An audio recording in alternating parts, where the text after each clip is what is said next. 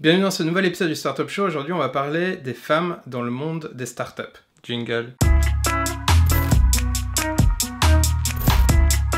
Mon but, c'est pas de faire une vidéo comme quoi les femmes sont importantes dans les startups. Pas du tout. On est en 2017, donc si vous le savez pas, soit il faut pas créer de startup, soit il faut vous acheter une grotte et puis habiter dedans. Ce qui m'intéresse, c'est un chiffre que j'ai trouvé qui dit que 9% des startups sont dirigées par des femmes. 9%, c'est vraiment très peu. Donc je sais que la plupart d'entre vous vont me dire « Oui, mais parce que le monde des startups, c'est un monde de machos, y a que des hommes, etc. » Ok, certes, mais moi, il m'en faut plus. Vous allez voir que quand vous avez créé votre startup, ce qui est important, c'est de collecter des données, de les analyser et d'en tirer des conclusions. Et c'est exactement ce qu'on va faire maintenant. Première donnée, on va regarder en fait si, tout simplement, il n'y a pas plus d'hommes que de femmes sur Terre. Et tout particulièrement, en fait, en France. On va regarder depuis les années 2000 et c'est vrai que on peut voir qu'il y a plus de petits garçons qui naissent que de petites filles. J'ai trouvé aussi un autre article qui a été écrit en 2015 qui dit qu'il y a 60 millions d'hommes de plus que de femmes dans le monde. Pourquoi? Ça veut dire quoi? Ça veut dire que statistiquement, vu qu'il y a plus d'hommes, il y a plus de chances que l'entrepreneur soit un homme. C'est pas une donnée qui, pour moi, elle me percute pas, donc j'ai cherché autre chose. Et en fait, je me suis rappelé que quand j'étais petit,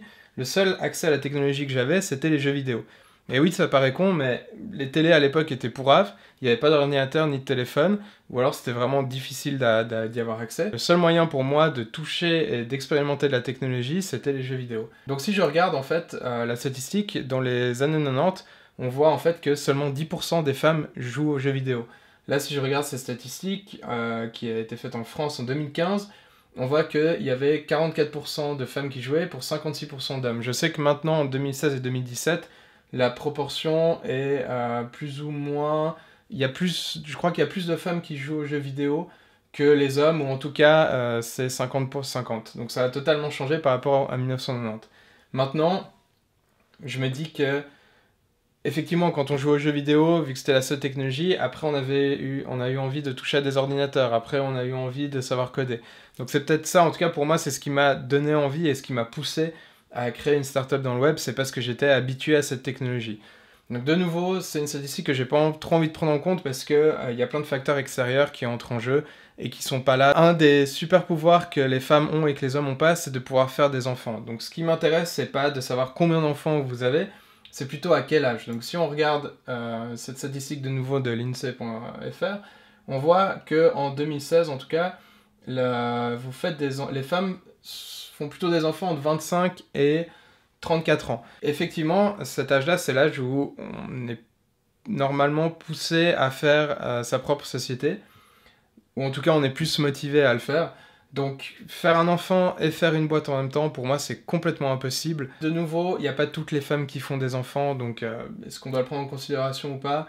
À mon avis, il y a trop de facteurs. Je me suis souvenu en fait que quand on avait créé notre boîte, on s'est retrouvé à un moment que entre mecs et on avait besoin d'une présence féminine. C'était vraiment très dur de trouver des femmes parce qu'elles voulaient toutes faire un stage chez nous, mais après elles voulaient partir dans d'autres boîtes. Et là en fait j'ai regardé une stat qui est par des étudiants à l'université en 2015 et 2016, donc de nouveau en France, 43,2% pour les hommes, 56,8% pour les femmes. Donc on voit qu'il y a plus de femmes qui sont à l'université que les hommes. Ça veut dire qu'elles ont plus d'éducation, donc de bachelor, master ou doctorat. Pourquoi? En fait, je me suis dit qu'elles font ce que leur mère et leur grand-mère n'ont pas pu forcément faire à l'époque, parce que même dans les années 90, pour une femme, c'était très difficile d'atteindre des postes à responsabilité.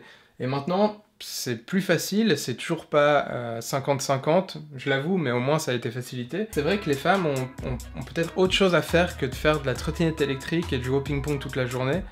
Elles ont plutôt envie, je sais pas, de diriger des pays, de soigner des gens, ou d'être avocate, par exemple.